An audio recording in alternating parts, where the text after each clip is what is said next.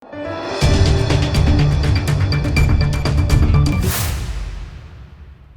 દર્શક મિત્રો, આપ જોઈ રહ્યા છો લોકમૈત્રી ન્યૂઝ। હવે જોઈએ અગત્યના સમાચાર। સુરતમાં વાહન ચેકિંગમાં મળ્યું 9 કરોડનું સોનું, કારમાં કાપડની આડમાં લઈ જવાતું હતું ગોલ્ડ। સુરતમાં એક તરફ ઇન્ડોર સ્ટેડિયમમાં આજથી દાગીના માટેનું એક્ઝિબિશન શરૂ થયું છે, ત્યારે સુરતમાંથી બહાર સોનાનો જથ્થો લઈ જવામાં આવતો હતો, જેથી પોલીસે વાહન ચેકિંગ દરમિયાન શંકાના આધારે કારમાં તપાસ કરી હતી, જેમાંથી અંદાજે 15 કિલો સોનાનો જથ્થો મળી આવ્યો હતો, જેથી પોલીસે હાલ કાર અને સોનાના જથ્થા સાથે 2 આરોપીઓને ઝડપી લઈ આગળની કાર્યવાહી હાથ ધરી છે। સારોલી પોલીસે કરોડોના સોના સાથે 2ને ઝડપી પાડવામાં આવ્યા છે। કરોડોનું સોનું કોનું છે તે બાબતે યોગ્ય જવાબ અને ડોક્યુમેન્ટ ન મળતા પોલીસે સોનું કબજે કર્યું છે। સીમાડા ચેક પોસ્ટ પાસે વાહન ચેકિંગ દરમિયાન કરોડોનું સોના સાથે 2 ઝડપાયા છે। 9 કરોડથી વધુનું 15 કિલો જેટલું સોનું કબજે કર્યું છે। ઈસમો કારમાં કાપડની અંદર સોનું છુપાવીને લઈ જતા હતા।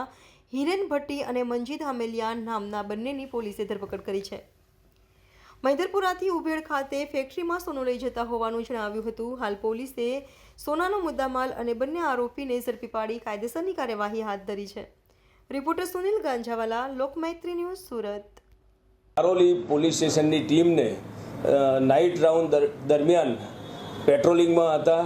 એ દરમિયાન બાતમી હકીકત મળેલી કે એક સેલેરીઓ કારમાં અમુક ઈસમો પોતે સોનું સંતાડી અને જનાર છે।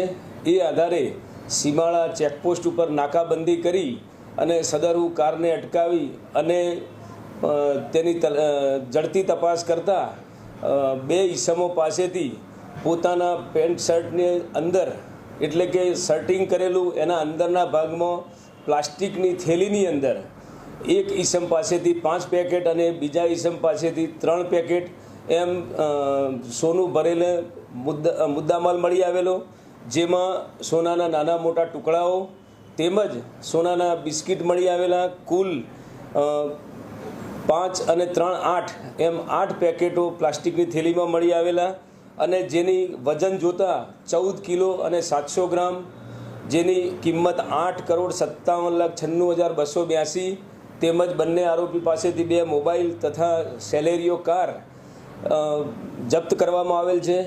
બંને આરોપીઓને આ બાબતે સોના બાબતે પૂછપરછ કરતાં પોતાની પાસે કોઈ આધાર પુરાવા નહીં હોવાથી તેઓની શંકાસ્પદ હાલતમાં ધરપકડ કરવામાં આવેલ છે અને તપાસ ચાલુ છે।